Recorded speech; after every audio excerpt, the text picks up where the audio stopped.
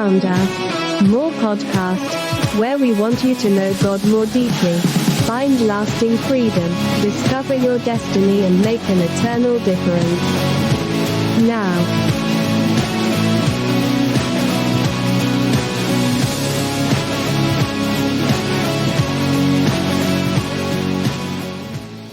well, welcome to this week's podcast. Do you need a little more of something in your life? Well, good thing that you found our podcast. More is what we serve up here fresh every Thursday. Can you smell that? I can smell that. That's more being served up right now. Well, in studio, I have what Men's Christian Magazine of Northern Michigan has named God's best kept secret, Pastor Ted. Hey, what's up? Oh, man. Jeez. You didn't know that magazine existed, did you? What magazine is it? It's Men's Christian Magazine of Northern Michigan. Oh, okay. It's nice. A legit. No, it's not. And I also have from an undisclosed location until tax season is over, Pastor Hunter. How you doing, bud? Wow, I'm good. How are you? Yeah, hey, good. Hunter, where are you? I am in the Downriver, Detroit area. I mean, like, are you at your house? Are you at your office? What are you doing right now? So I can't be in my office because my church is flooded. That's right.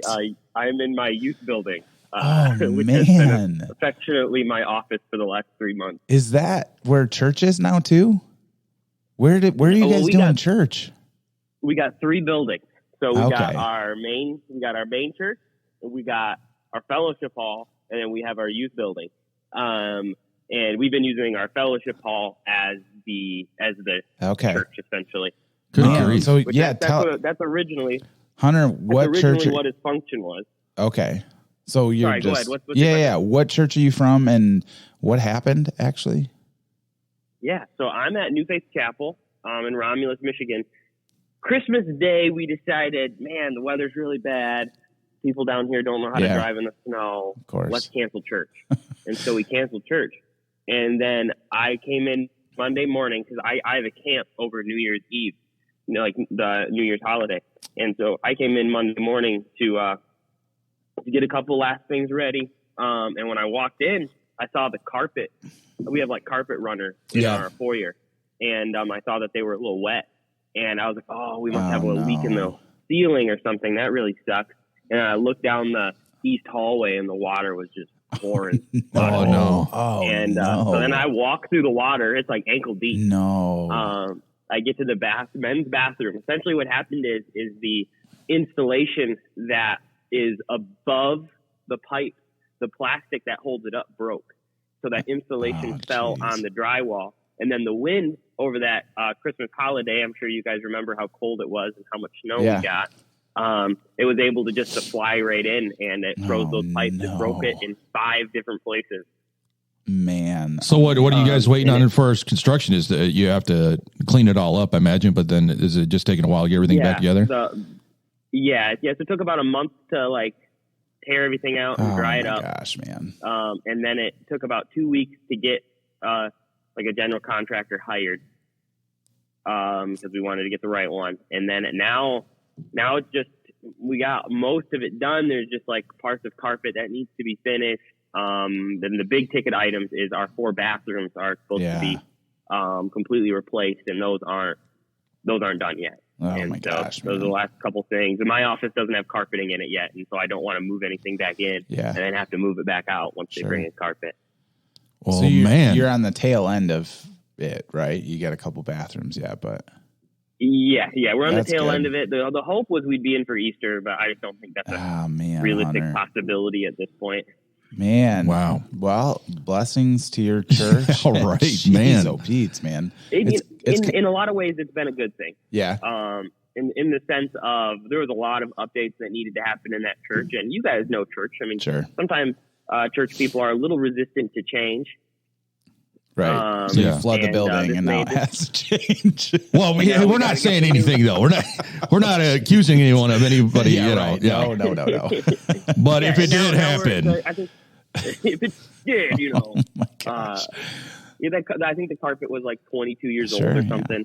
So a lot of things were. It's good carpet, man. So there's a lot of blessings in it. Yeah, it stayed. A lot of church on that carpet, man. A lot of church. some gold dust or manna from heaven. as Yeah, well. right. Yeah. Save that water, bottle it Keep up that, and sell man. that, man. Keep it. Sell that bottled water. Well, hey, buddy, blessings to your church. That's rough. That's hard.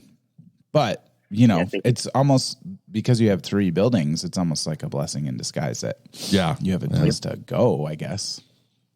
Oh yeah, absolutely. Right. Well, we'll get back to Hunter about all of his experiences and fun. If you're wondering, yeah, I'm here too. Sorry. Ted just took over the whole thing. No, I'm here too. I'm the only person who has an iPhone that won't recognize his face because it scares Siri too much. So, Pastor Alex, I'm here. Pastor Gary is not here. He is in Brazil still. And apparently he is having fun wheelbarrowing rocks and sand again. Yeah. This is the 3rd missions trip, and I think he's done now where he's had to do that kind of work. Pay a bunch of money to push a wheelbarrow. Yeah, pushing a wheelbarrow.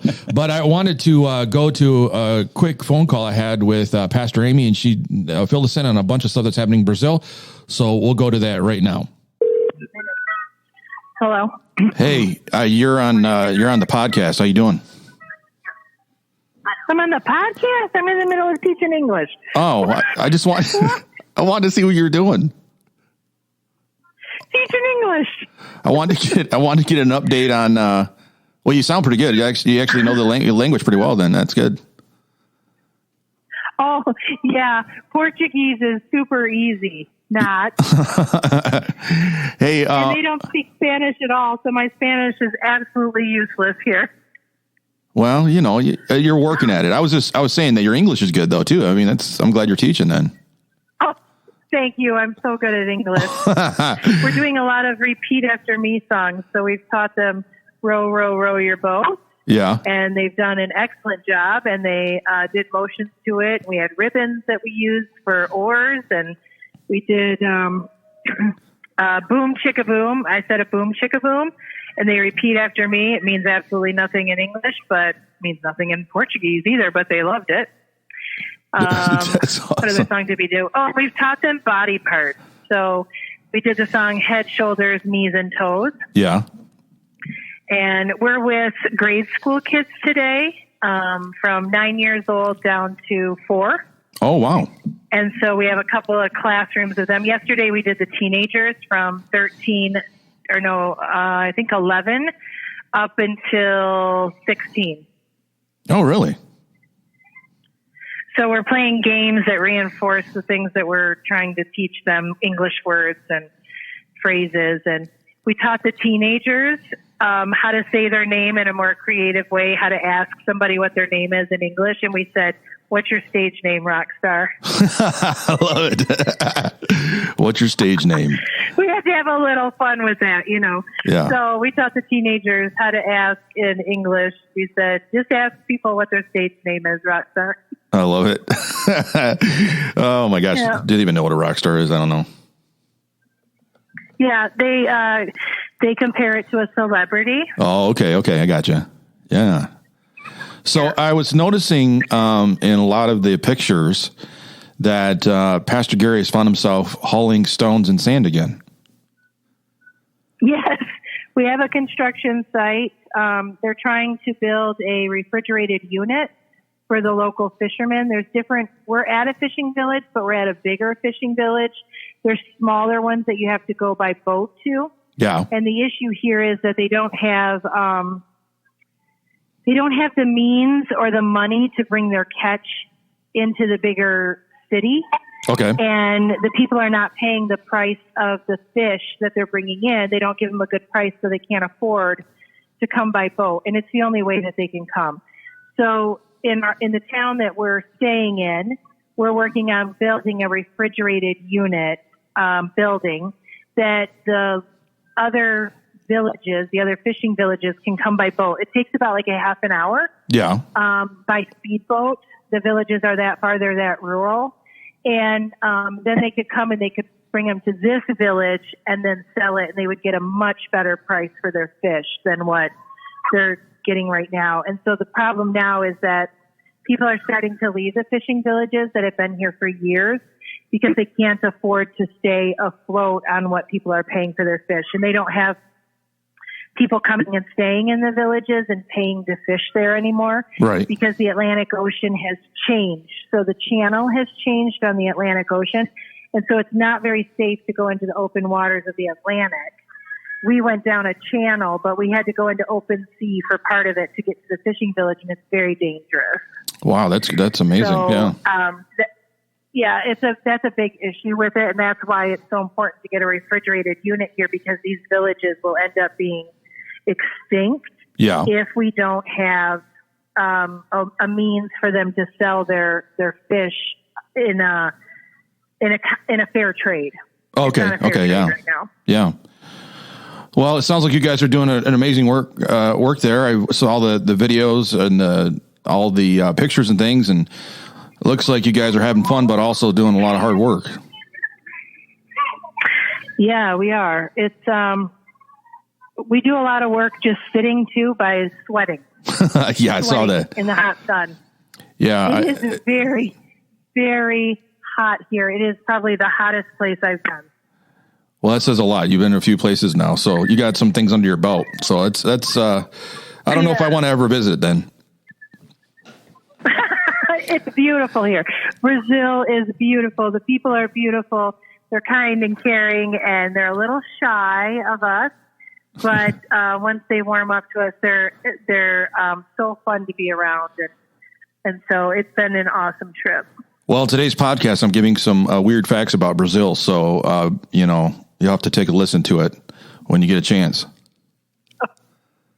Okay, awesome. All right. Well, I love you, honey, and I'll see you when you get back on Sunday. Yep, Sunday evening. I love you too. Thanks for calling. All right. Talk to you later, babe. Bye. Bye. All right. So, Amy, thank you for that information, and we're excited to know that the Brazil trip is doing wonderful, and people are having a good time serving the Lord. I had some weird things that I was looking at this week, because you know me, I'm always checking out the news and what's going on. And one of the things that hit the headline, I don't know if you guys heard this or not, but you guys know who the Ringling Brothers are, right? Yep. Well, the Ringling Brothers apparently are changing their whole format because there's a lot going on with PETA. Yeah. I guess they bring lawsuits against them. Have you heard about this, Hunter? I have not. Well, apparently they're getting rid of all their animals. Ringling Brothers will be no animal zone circus fun now. So Have you been? Have you seen it? I have not. No. It sounds like the what circus? What is this? Day Soleil or Circus Soleil or whatever that is. How do you say that? Cirque du Soleil. Is it Cirque du Soleil? Cirque du Soleil. I Cirque think. du Soleil. Dole something. But yeah, they're going to that whole format now. Yeah. That's nuts. So I took my Eloise is going to be 13 in a couple months. She was maybe 6. I took her. Yeah. To Grand Rapids. We saw it. Was there animals in? Uh-huh. Okay, so this must be a new thing because it just hit the headlines. There were people, we were walking in and there were people like picketing and stuff. And, oh, really? And I got to tell you, it was like winter time and we were walking through the parking lot outside of Van Andel, and there was an elephant like chained to like a fence. It was a rough look, man. Really? Yeah, it wasn't good. Again, PETA aside, not going down that road, but it was like, man, that elephant, that's rough.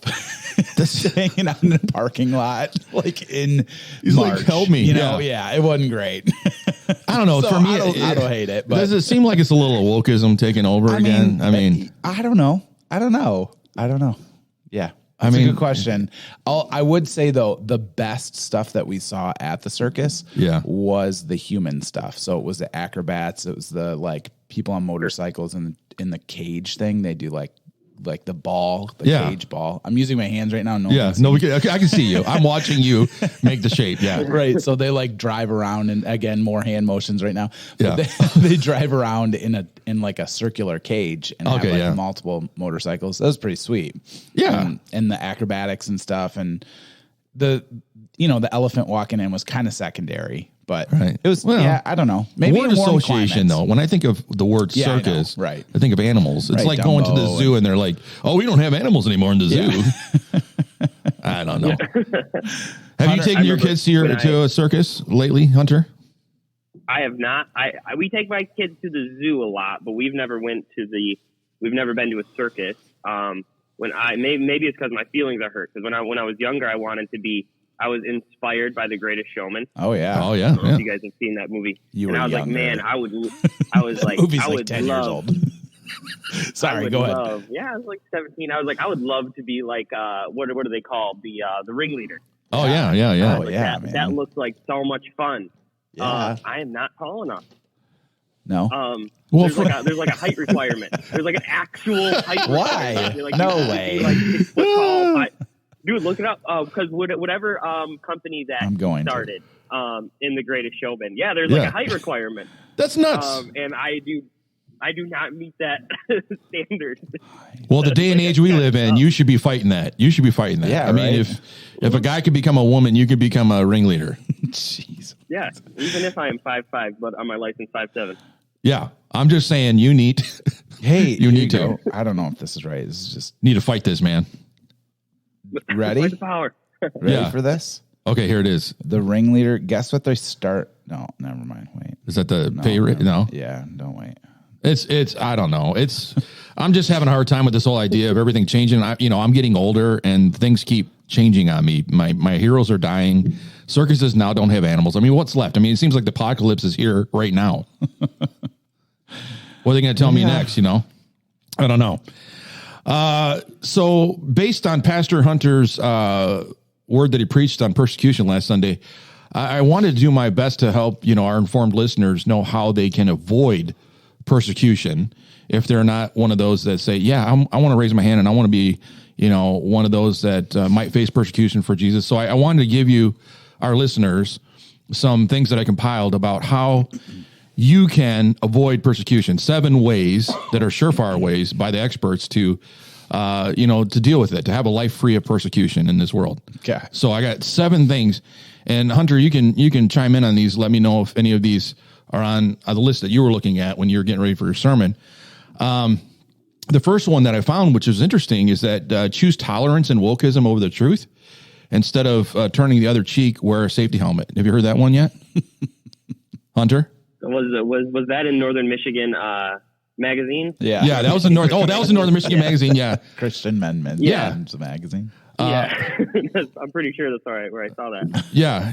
Well, it seems like it's helpful. I mean, if you're not willing to turn the other cheek, then you might well put on something to guard yourself from that. I don't know. Another one is smile and wave when people say there is more than one way to God. I mean, that you're not really being confrontational then, right? That is true. Yeah. So why you don't have to worry about persecution? They tell people that this is what I was told when I got married. If my wife tells me to do something, smile and wave. And It's like that. You get that big wide-eyed look where you're like manic looking. Big wide eyes, like okay. I'm just gonna go get a cup of coffee. All right, I'm out of here. Okay, so that was 2. Number 3, don't ever ask people if they know Jesus. Assume everyone you see is already a believer. Oof. That's a pretty good one, right? That one hits home, man. Does it? Come on, that's like that'll preach on Sunday morning. Jeez. Yeah, I will. I'm just thinking, why share the gospel if you assume everybody is a believer? That's good. We live in a Christian nation. That's what they keep telling us. I don't know. Man, Alex, I know. bringing some stepping on some toes today. Everybody must be a Christian. Everybody's got to be a Christian. Yeah. Wow. Yeah. Number 4 is share your testimony with upbeat dance music. Maybe your skill at popping and locking will keep people from hearing your life-changing story. It's what's worked for me. So. Yeah. I think you guys. Hunter, you're a youth pastor, right? Yeah. Yeah. I mean, I can't clap and sing at the same time. You failed pop and locking in youth pastor school. Yeah. That class you got an F in. Hey, you keep working on it. You keep working on it. Someday. I was, get up at next time you preach, do a little popping and locking, on the stage. Yeah, I mean, pass it with Pastor Gary, and there it is. I'm ready. Okay. Oh, we've seen some of his dance moves on Sunday. Hunter, I was a youth pastor for a long time.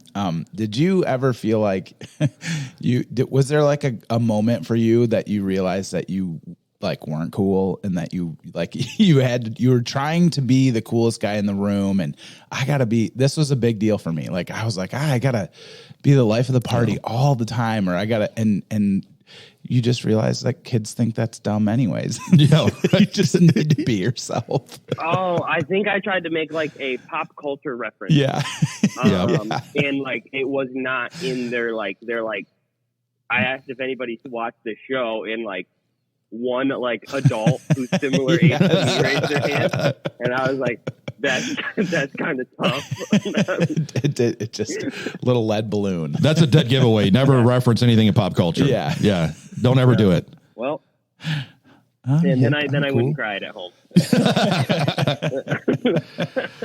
Well, some of the things I got on my list here that I think you might find interesting is don't make enemies is another one. That's pretty straightforward. Just, if you don't want to be persecuted, don't make enemies. That's right. Next time, mime the gospel message. People like mimes. Wow, yeah. Yeah. Think about that one for a minute. Yeah. I mean, why say words? Mime it. Right. That's yeah, that's perfect. That goes right into one of my texts that I use about oftentimes people persecute you not because of what you did, because of what you said. So just don't say anything. Don't say anything. Yeah. Just get all dressed up as a mime and go share the gospel. Right. I mean, I think that's a revival waiting to happen there. It is. That and puppet ministry. Puppet ministry. I'm just going to share this story real quick. We had a children's evangelist come to one of our churches, and they were going to do puppet ministry with the kids, teach them how to do this puppet song. And it was the song that the children, different colors, red and yellow, black and white. Yeah. And just so the problem is that the dub track that they would sing to, every color had an accent. And so you can imagine, Oh no! You can imagine that as the puppets are popping up and these kids are doing their little thing, the puppets all had accents of an assumed idea of that puppet. Canceled today, right? Yeah, that would be canceled today. Oh yeah. And even I was in an inner city core or church at that point, and I'm looking at my wife going, "We're dead. We're dead." Because when it got to the black puppet, it started rapping, and it was a white rapper, and I was like, "Oh my gosh, we're dead." Yeah. So especially when because what year was that? Oh, that was a long time ago, Hunter. Way before the Showman. Because if you look, good joke, that was good. Yeah. If you look at your wife at that day and age and think, this is right, yeah. It was bad. Can you imagine today? Yeah, that was before wokeism, and it was bad. It was bad. Oh man. Okay, my last little expert advice that I found about avoiding persecution is never go on a missions trip with Pastor Amy. You'll never have to worry about it then. So don't sign up for any missions trips. So those are the 7 top little things I can give you to avoid persecution. And I think you should take them to heart. Okay. I really do. I mean, Ted, I can give you the list later on if you want it. So you can just put it on the wall just in case, Right. All right. We're going to take an identification break and we'll be right back. Hey, you want a s'more? S'more what? No, you want a s'more. I haven't had anything yet, so how can I have some more of nothing? You're killing me, Smalls. When hiring a contractor to tackle your next housing project, hire someone who knows what it takes to make it exactly how you dreamed it should be. With over 25 years of success, Sean Meyer Construction brings the know-how to tackle new or exciting projects.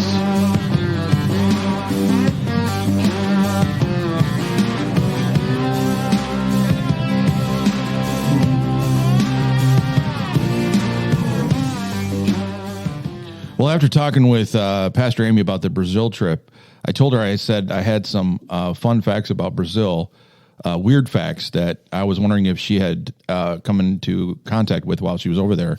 And I just got 3 of them that I thought was interesting. Things in Brazil that you never knew that you needed to know about the people and the things in Brazil. Okay. The first one that they mention is be prepared because there's a lot of hugging and kissing. They prefer that over handshakes. Really? Yeah. And I asked her, I said, is that going on there? And she's like, yeah, oh yeah. Once they get to know you, boy, they're hugging you all the time. Really? Yeah. How would you feel about that?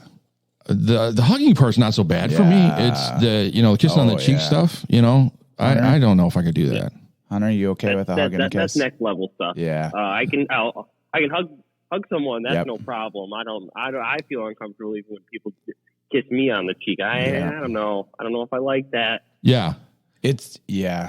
Yeah, I don't know either. Well, you go to some countries. I know that we had some friends that came over from Jordan, and they like to kiss you on both sides of the face, and you get that from the men and the women, and that was a little odd for me. I couldn't. Yeah, I couldn't. Do I mean, obviously, I guess you don't really have a choice, right? Yeah, when they're coming in on you, it's like, "What are you doing? What are you doing?" Yeah, it's kind of hard to avoid it, without looking like an idiot.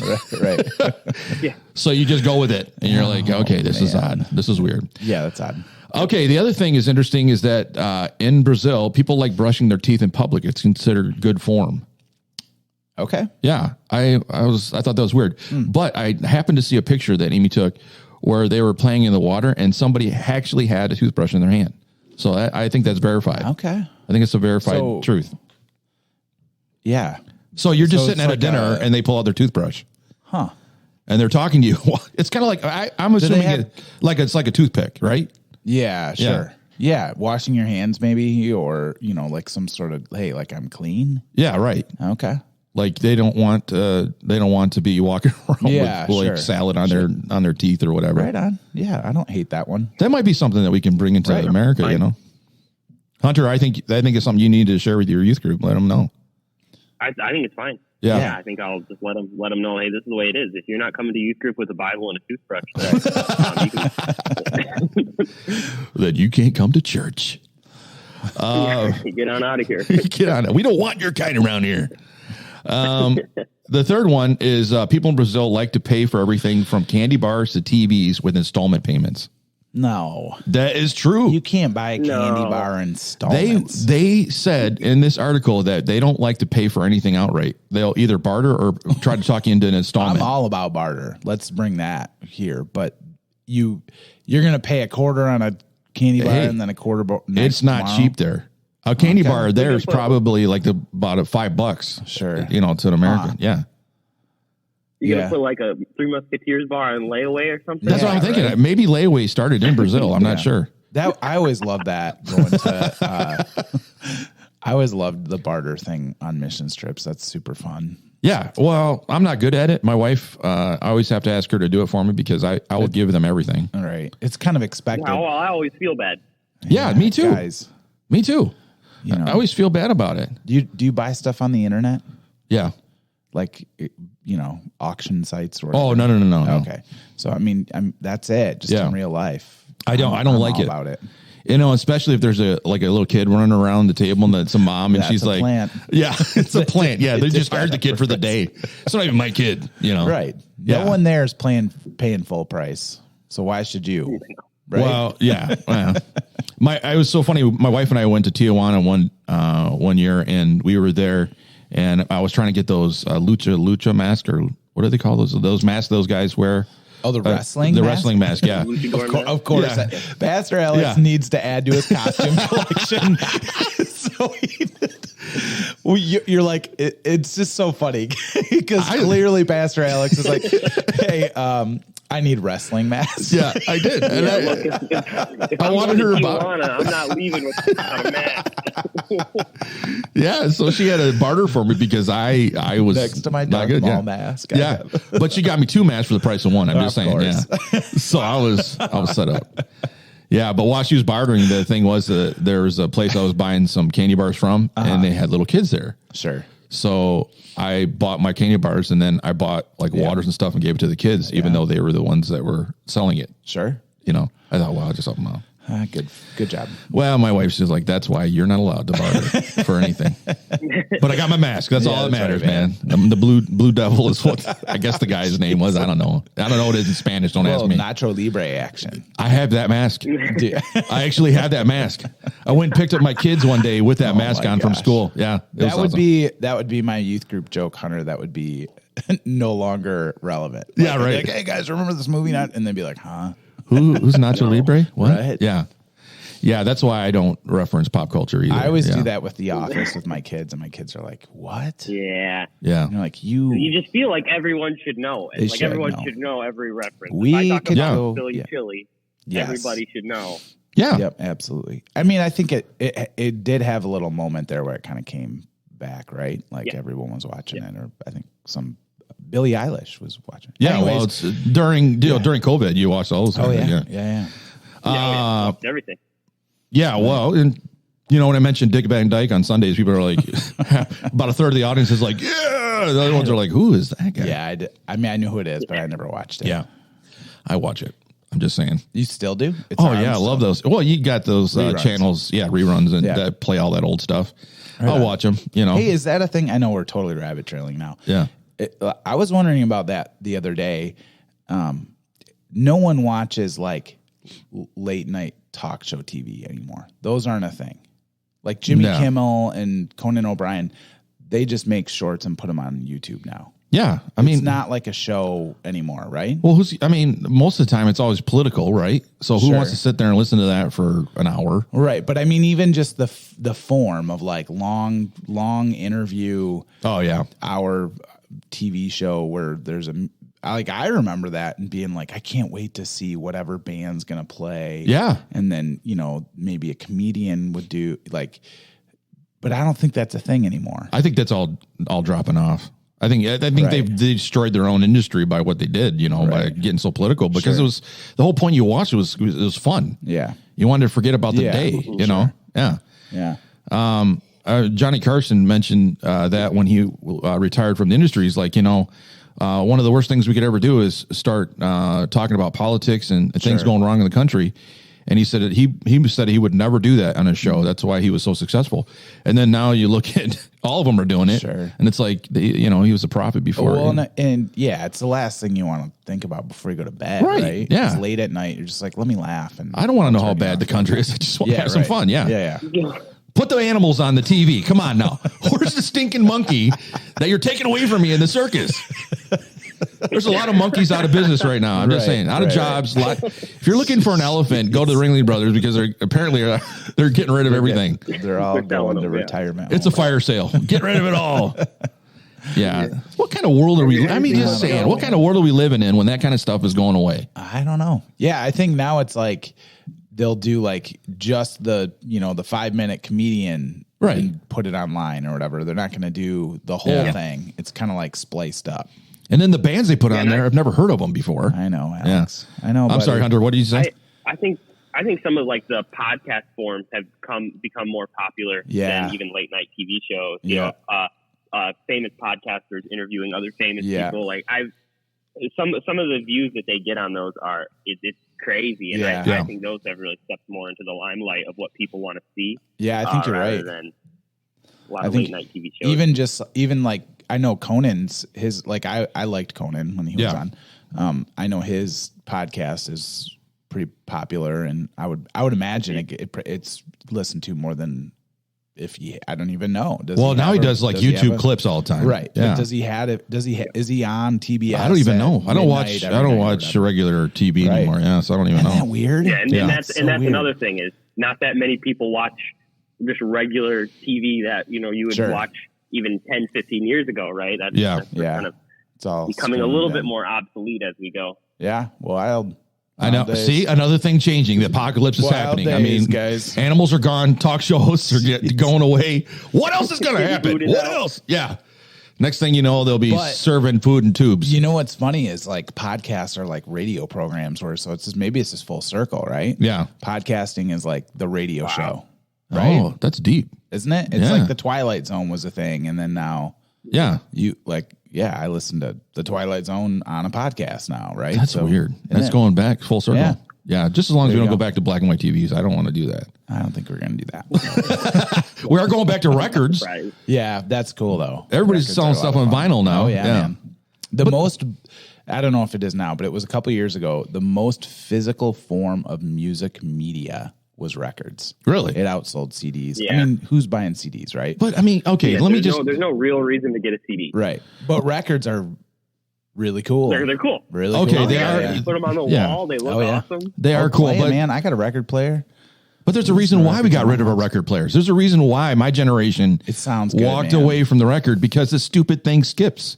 You walk in. I mean, this is the thing that happened in my house. We'd walk in our house, and if it was too hard, You walk in too hard, too heavy, the thing would skip the whole time. So you had to sit still or not move. I mean, come on. That's why we moved away from it. Yeah. We listened to a lot of like Christmas records and stuff. And I promise you put a Christmas record on, it sounds like Frank Sinatra's in your corner. Yeah, they do sound really good. Really good, man. It is good. It's that analog sound. Sure. All right. Well, we're going to take another ID break and we're going to get into Harbor Light Bible trivia. Pastor Ted's going to pick out our question for us. We'll be right back. Are you looking for more? Well, then you found it right here on More Podcast. Stay tuned.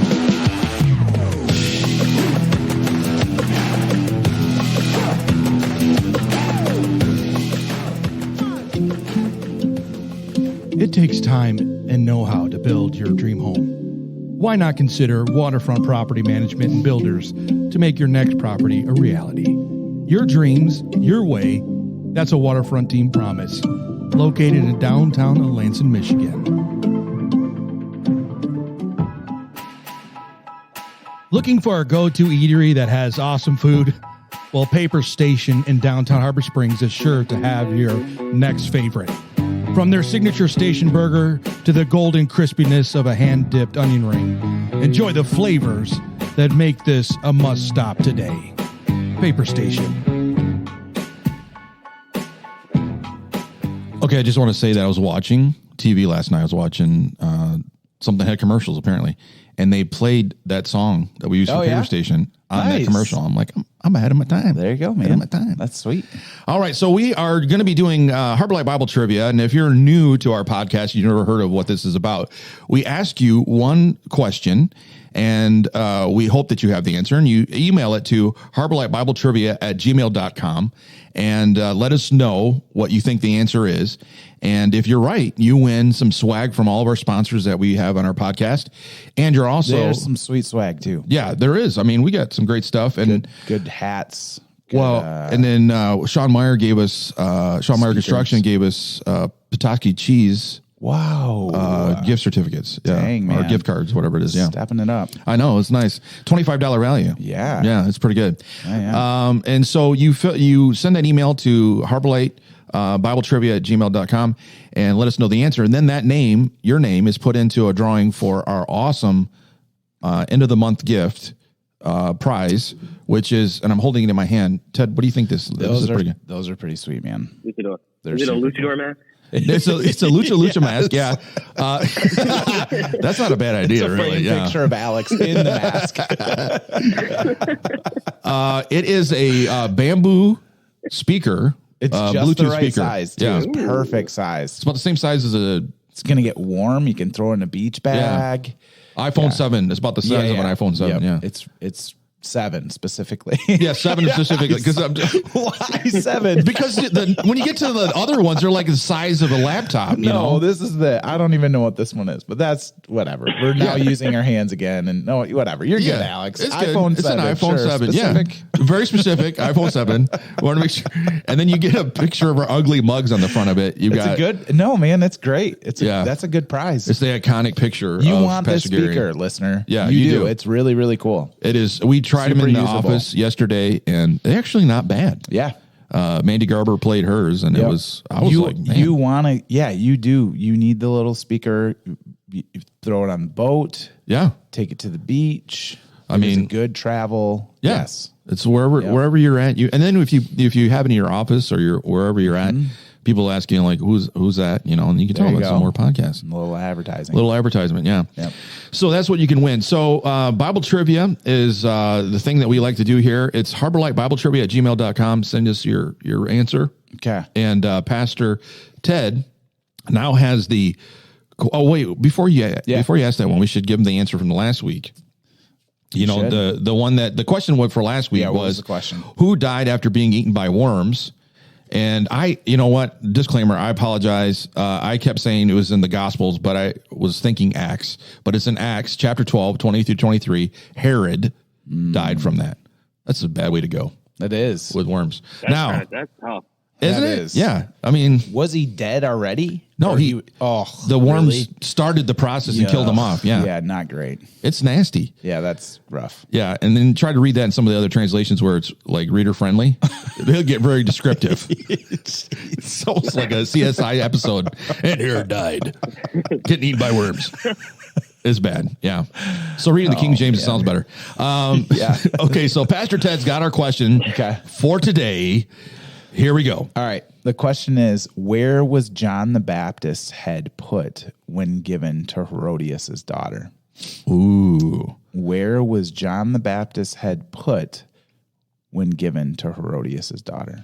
We're just all, these are all eaten by worms. No, Herod is a topic again for another question. The reason I picked this one today was, so my daughter Eloise got this, hoodie and it says Giant Slayer Society on it. And on the back, it is so cool. So we ordered this one. They sent the wrong one. I'm like, I think we should keep this one and get the other one. Right, yeah. So it's got a cartoon picture of David, right? Yeah. Cutting Goliath's head off. Or his head's already cut off, but he's holding it. And I'm like, it's not super graphic, but cartoon. It's kind of punk rock, you know. It's like old school tattoo art too, so that's kind of cool. So I was like, I just looked that up. That's sweet. It's pretty sweet, right? It's a cool, cool sweatshirt. Cool. You're gonna have to get one now, right? Yeah. And it's a Bible story, so there you go. I like it. I think maybe so we should put in the merch. Again, the question: where was John the Baptist's head put when given to Herodias' daughter? I like that question. Okay, so if you know the answer to that, you need to send that answer to harborlightbibletrivia@gmail.com. And you can also see some of the winners on there that have already won so far. So do they get the speaker now? No, that's the final prize. That's the final prize. So we take their name from winning, this question. Yep, good idea. Towards that. And so they win swag. So you're going to win. If you give us our answer, you're going to win anyways. Some cool swag. But you're going to be put in towards the awesome Bluetooth speaker. Yep. And so that is our question for today. So I'm hoping that you'll answer the question because we've gotten like one or two at a time that have answered. Like everybody's scared to answer the question. Guys. I'm not going to, there's no judgments here. I'm not going to be like wrong answers on the podcast. No, we're not going to. And I'm not judging you if you don't know. Listen to this guy. Yeah. Do you even read your Bible? Come on, man. Get super judgy. Where John the Baptist's head was at. Right. Who is this? In the book of Joseph. It doesn't, listen, it's okay. You can answer these questions. We'll take anything. But, don't be scared. Somebody told me they were nervous to answer the question. I'm like, you're not writing in to the Price is Right. I mean, it's just like, It's you reading an email. Come on. Right. Yeah. You guys got it. Come on. Send those questions. The speaker too. You got to play to win, right? Yeah. You want that nice speaker. I'm telling you, they're really nice. Yep. All right. We're going to take a break, go to our identity break here, and then we're going to get into Bible talk with Hunter. Well, here's how to have more. Know God more deeply, find lasting freedom, discover your destiny, and make an eternal difference. You're listening to More Podcast.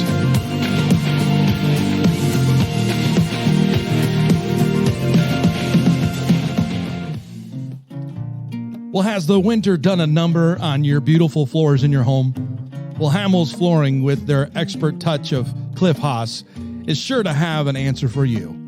With a large exclusive collection of carpet and vinyl flooring, your floors will look better than new. That's Hamel Flooring here in Petoskey.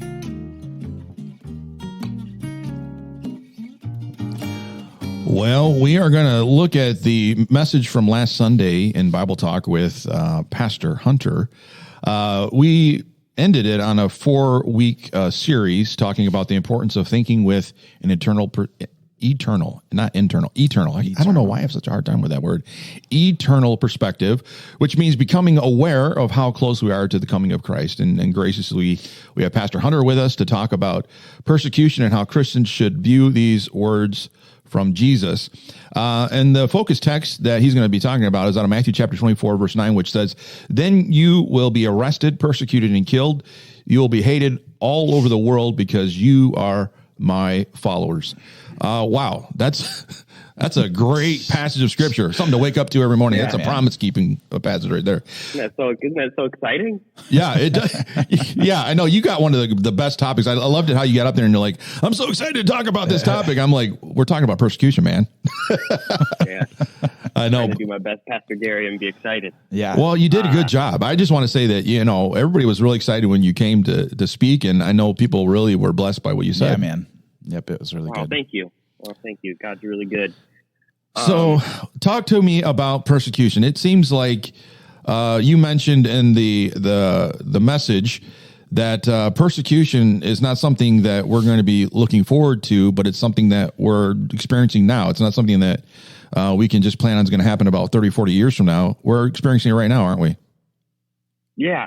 Yeah. And it was one of the, the struggles, the internal struggle I think I was having when I was, getting this sermon from my brain onto paper was, I think it's going to get worse in the future, but I also don't want to diminish the persecution that we may face now. Mm-hmm. And one of the things I talked about, then I want to kind of start the conversation like this, is that, there's other countries that are facing persecution in ways that the vast majority of people in America wouldn't understand. Yeah.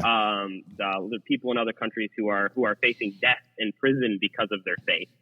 And that's really, really difficult. And I think the vast majority of Americans probably haven't seen that, but we have faced some type of persecution. And I also don't want to diminish that, if that makes sense. Yeah. Yeah. And so I think that it's something that, as Americans, it's something that's going to get worse, and something that we've already been battling for the last few years, as far as, Christians are now unable in the workplace to be able to talk about their faith openly, depending on the places that you work at. There's Christians who are facing lawsuits because of their beliefs. There's Christians whose families are writing them off because of their belief in Christ. I think persecution is something that's real, and it's something that I want to be ready for, in the right now, but also in the future. And I think if we struggle with persecution now, then it's going to be really hard when it ramps up. Yeah. Because right now in America, it's still hard, but it's a little bit easier than what things to come are. And so, it's great to be able to kind of work that muscle of being okay with people getting frustrated with you and being upset with you because of your faith. Yeah. Yeah. I really appreciate that, Hunter. You said that Sunday of just, feeling like you're a global Christian and understanding what the global church is, where they're at now. And I think that that's super important for American Christians. And I really appreciated that you said that, to know, hey, we do face some level of persecution, and it's fair to say that. Yeah. But we know as global Christians, as a body of Christ that doesn't just exist in one nation, that our brothers and sisters are dying for their faith. Yeah. And that's important to remember. And I do appreciate the fact of going, and maybe some of the liberties that we had in the past are being chipped away at. And that's okay to recognize too. And it's okay to be upset at that. And it's okay to, feel like there's some level of persecution, but also it's kind of what's to be expected, right? Yeah. I mean, that's how the story unfolds, right? Well, I think that for me, it's, I grew up in a generation where I didn't experience a lot of persecution or hear about it. And that's why the topic is so relevant now, is because, before when I was growing up, we talked about persecution in China, persecution in Russia, persecution over here.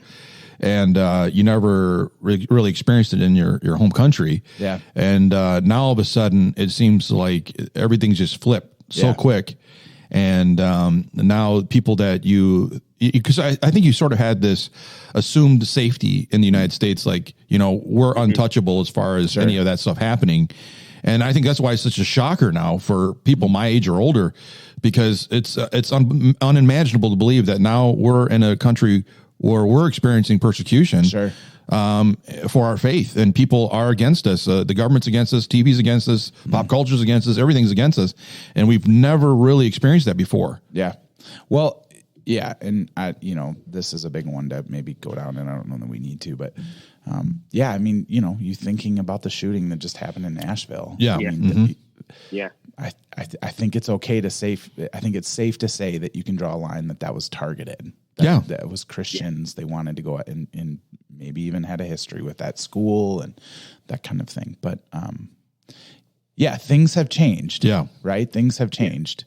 I remember when I was in high school, I think I've let this cat out of the bag of, I was a little punk rock for Jesus in high school. That was sort of like my thing. There are pictures of me with green hair and studded bracelets. Oh, and stuff. Oh yeah. Oh yeah. I'm getting the picture now. I'm getting the picture now. A friend of mine wore a sweatshirt that said abortion is homicide. Really? Yeah, in high school. And it was like just, really giant letters and very punk rock, right? And he had to cover it up with duct tape, that the administration of the school wasn't having it. And that was like our badge of honor. Yeah. Like that. You got to duct tape it over. Right? Yeah. Which we were probably really stoked about that. Yeah, right. I mean? Like, oh yeah. In your face. That made it cooler. Like right. that only incited the behavior. Right. But I think that, the reality of persecution and the reality of people coming against you is, I guess where I, in my life where I would point to times where I guess I would say I've experienced that is it's way more personal. Mm-hmm. It's way more like, people who you're close with who see the world very differently than you do. And God is an offense to them. Yeah. The gospel is an offense to them, and you standing on the gospel and you being someone who's going to champion Jesus, they hate Jesus. Yeah. Right. And maybe they're not even saying that, but it's what you stand for as a believer in Jesus. You are a fill in the blank, you're an XYZ because, they've had that implanted in their head of that's what a follower of Jesus is. And, I think that, as I was thinking about this conversation, that's been very evident for me of like, the persecution side of it being very personal. Mm-hmm. I'm not having stones thrown at me. That's true. But there is this, Ted, you're a knuckle dragger, if you believe the Bible's a without error word of God kind of thing. So and it's becoming more and more of an issue, right? Mm. Yeah. I wonder, I was thinking about this, Hunter, when you're preaching on Sunday. I wonder if, things like the internet have made it more freeing for people to have these opinions that they never had before. Because absolutely. We live in a Twitter society, I can say stuff and nobody's going to come back at me for it. And it just seems like our culture is taking that on, not only just on the internet, but in conversation, the way we deal with each other face to face. It's like you can say whatever you want. There's no repercussions, and it just seems like we've gone into this weird, bizarro world, where all this stuff is happening now. Yeah, there's a term for it that unfortunately I can't think of it right now. But it's essentially people since the beginning of time they've always had really weird ideas. Yeah. People have always had strange thoughts, and sadistic thoughts and all these things. What the internet's done is it's given people a platform. And so when you plug in this weird thing that you're thinking about or this strange thought that you have, what you do is you find everybody in the world who's ever posted about that one weird thing. Yeah. And it makes you feel like, oh my goodness, man, this is what everybody believes. Right. The reality is 30 people made this post. And now it feels like, no, this is what everybody's saying. Well, it's not. No. Yeah. No, it's not what everybody's saying. Right. But it feels like that's a majority, yeah. Right. And there was some Netflix documentary about flat earthers. And no, I'm not even kidding. But like it was on Netflix's platform. Right. Everybody in America has got this thing. And the Flat Earth Society has under 1,000 people that actually are members of it. Right. Yeah. Like, so to hearken your point there, Hunter, I think, this thing that is like kind of catches the cultural ethos of being super popular and people are talking about it, we're like, who actually really believes it? Well, not many. Do you really not believe in flat Earth theory? Come on, man. We're not going. Jeez. I mean, I'm just throwing this out there. But when you look, if you look as far as I can see, do you see curvature at all? I mean, come on, Ted. The argument, man. Yeah, I mean, Yes. seriously. Yes, you do. Seriously, I mean, that's a valid viewpoint. We're a flat disc flying in the air, flying the galaxy. Oh my gosh. I couldn't help myself because we probably got flat earthers that listen to us. It's. I mean, if you're gonna believe that, you'll believe anything. Right. Yeah. One of the things that I think was interesting, Hunter, when you were talking about persecution, is the one thing that really hit hard for me was being a Christian undercover. You mentioned that, being hiding what you are, and that way you would not have any problems with anybody persecuting you if you hide it. Can you talk a little bit more about that? Because that really hit hard with me. Yeah, I really wanted to share that because I felt like that was my life for so long. Mm-hmm. That's the lifestyle I lived. Is I had these strong beliefs in Jesus, but I knew if I let any of that shine, or if I said anything about it, that people would know. And so I feel like the only real way that you could, the only real way that you could, be a Christian and not be persecuted in some way, shape, or form is if you just put a bowl over your lamp, right? Put it over the light so people couldn't see it. And I think it's a real tension that we as Americans have because we don't want to deal with that. We don't want to fight that. We don't want to have that argument. Sure. Because it feels so unnatural. Yeah. To have that because it's something that's so new, but it's something that we got to be okay with. That some people are going to get upset with us, and some people are going to be frustrated with us, and some people might hate us. And now I went on to say that it's not personally about you. Right. And Ted, I think you talked about that a little bit. It's just that they hate God. Right. It's that they're frustrated with God. So it's not personally about you, but it's still something that's really scary for us to do to let people know the truth. And I don't think it's going out and trying to find arguments. Trying to make arguments with people. I don't think that's what it is. I think some people do that because they like arguing. Right. I don't think that's what we should be trying to do is going and saying like, oh, I'm going to make this argument so I'm persecuted. No, I don't think that either. And I don't think we should be gluttons for punishment. Right. But I think we should be willing to say, hey, look, I'm a Christian and this is what I believe and I'm not going to hide it. Yeah. Because this is who I am. Sure. Something I was reminded of when you were talking about that was, so my dad's in his 80s and we kind of grew up in our faith together. Like, that's part of our story is, he came to know and have a real relationship with Jesus kind of alongside of me in my teenage years. And, I remember him saying, when he was growing up, it made sense for him to go to church. If you were during his time as a child, so 50s, 60s, right? When you're, if you were a business owner, it made sense for you to go to church because you could kind of rub elbows with people and maybe those people would, use your services. Yeah. Right. Yep. So if you were a lawyer that your name was out there, that there was some sort of, societal equity or cultural equity of that's going to help you. Mm-hmm. And he was saying, now in his age, he said, I just don't see that there's any, again, if this is the right word, I don't know, societal equity to go to church. Yeah. Right. And so, and his point was, that's a good thing that, the act of faith is really more refined culturally now. Like I go to church not because I'm going to, receive any benefits culturally. I go to church because I believe this. I need to be fed by it. And all the things that we know, the life of communal faith in Jesus gives us. Right. But, I think that there's that seems to be true, right? Mm-hmm. Like there is this refining of the church, like, hey, and even with COVID, with pushing everybody home and we're going to watch online, like it almost feels like it's fast forwarded that even more to go, why are you here?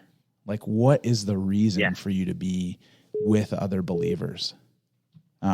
What is that, And so I don't know, maybe I hope that connects with what you're saying, but. Well, sorry, go ahead. No, I was just going to say, I mean, I agree with what you're saying, Ted, because I mean, the issue is that, when you're older growing up in the church, everybody was a Christian because it was something that was, it was a badge of, well, I've got good character. Yep. So you should trust me, that kind of thing. So businesses would, definitely connect with that. Sure. People go to church for that reason. But now it's not that way at all. I mean, pastors are being trashed. Yep. Churches are being trashed. Everybody's, looks at churches being hypocritical. Mm-hmm. So it's easy. I mean, we're easy to be a punching bag for society. Sure. And it doesn't seem like we're ever going to go back to what it was before. To claim to be a Christian is not anything that other people are saying, well, that's a good thing to have. That's a good person. But I mean, I think, and I know this isn't what you're saying.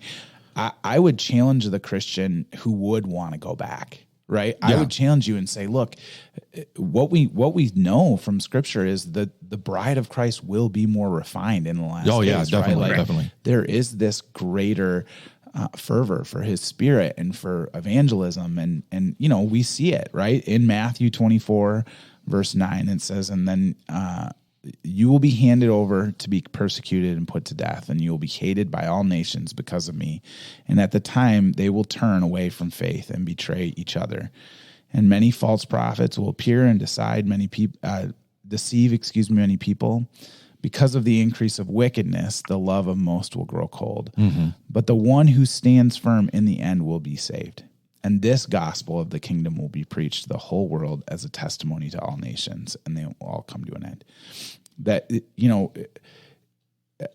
there is a little bit of like rustling in my spirit of like, what was doesn't matter, mm-hmm. right? What the Holy Spirit's going to do with the church now, and being very, very refined, right? Very black and white of what does it mean to follow Jesus? Like, I mean, we're seeing church institutions, denominations that have existed forever, and they're just sleeping giants, and maybe they need to die. Yeah. Right. Maybe that's part of the refining of like, you have lost the truth of Scripture. You've lost the truth of what it means to be a follower of Jesus, or has the Spirit of God removed Himself from you? Yeah. And again, I'm not a burn it to the ground guy, but like, man, oh man, I want a purity of the gospel. I want a purity of what it means to be a follower of Jesus, and not, we all used to wear Sunday best, and there wasn't a restaurant open on Sunday. Like, I get it, but also, what is the purity of the gospel? What is the purity of the Spirit of God? And so, well, if we go back to those times, the problem is that we became very apathetic, because if you live in a world where you think everything's safe all the time, then it's real easy for the bad guy to show up and do what he needs to do, because you're not prepared. Sure. And I think one of the things that we see with the church today is that if we don't start becoming aware, we don't start thinking of differently, then we are going to be caught off guard. We're going to be caught off guard by all this stuff. But the truth is, this is part of the prophetic word that Jesus gave. This is part of what's always been in His plan. And, we got to embrace it. What's your thoughts on that, Hunter? Yeah. I think John, Jesus says in John chapter 16 that He tells us all these things so we won't abandon our faith. Yeah. He wants us to be ready. And I think that goes to what you're saying. I think the Christian as a whole, the real pandemic that Christians are dealing with is not necessarily COVID. I think it's people who they believe in God, but they don't really know Him. Because I think if you really knew Him, you'd really want to share Him. Yeah. And if you really saw Jesus as your King, you would want to serve your King, if that makes sense. Yeah, it does. It does. Right, because he's our King, and He asks us to move His kingdom forward. And that's something that we as Americans we got to be okay with. We as Christians we got to be okay with knowing that some people are going to be frustrated with us. when we do that. But it's something that, despite all of it, still something we need to do, even in the face of pressure and pain. And I think that will bring a refining because it forces people to really put their money where their mouth is. Yeah. And say, man, where am I with all of this stuff? Am I a Christian because my family has always been that? Mm-hmm. And that's always what I've been? Or am I a Christian because I have a real relationship with Holy Spirit and a real relationship with Jesus, and I want to serve him? It causes some real questioning in our heart. And that's what we see in other countries. We see Christianity moving so fast in other countries, even despite the pressure that's put on them. And I think that goes to the point that pressure is not a bad thing. Right. Yeah. Pressure can actually be a good thing. More often, cars have their tires blow out, not because there's too much pressure, because there's not enough. Right. And the weight of the car coming down explodes the tire. There needs to be some pressure to keep it together. And I think you're correct in saying that, some Christian Americans, we become apathetic with our faith. Yeah. And we haven't taken it seriously and asked the big questions of, why do I believe what I believe? Yeah. And I think that causes us to have a stirring in our heart that makes us realize some things about Jesus and our relationship with him. Yeah. Well, and I mean, just to, I think maybe some optimism and all that too is it does feel like there's a tip of the spear thing happening in America right now of just revival and people awakening to the truth of who Jesus is. And I mean, I think that, the three of us could all look each other in the eye and with honesty say there are people who want the truth, that they absolutely know that they're being lied to by the world, that it's proven one more time over and over and over. And it does feel like the Spirit of God is moving in a new, maybe not even a new way, but just in ways that he has had in the past of revival. And I don't want to be a doom and gloom guy. I want to be a guy who's going to celebrate what God's doing, because he never promises. He always promises to be with us, right? And so, and it seems like there's something going on. And I think part of that is a refining process, which maybe isn't always fun, but man, oh man, you get to see God do God-like things and partner with him if you're open to it. Well, you need authenticity, right? Yeah. You need authenticity. And I think that's the problem, is that we, for so long as a church, we played church, but now we're becoming authentic about it. Yeah. We're starting to realize that the things that we thought were so much a part of the worship, praise, and ceremony are no longer needed anymore. And,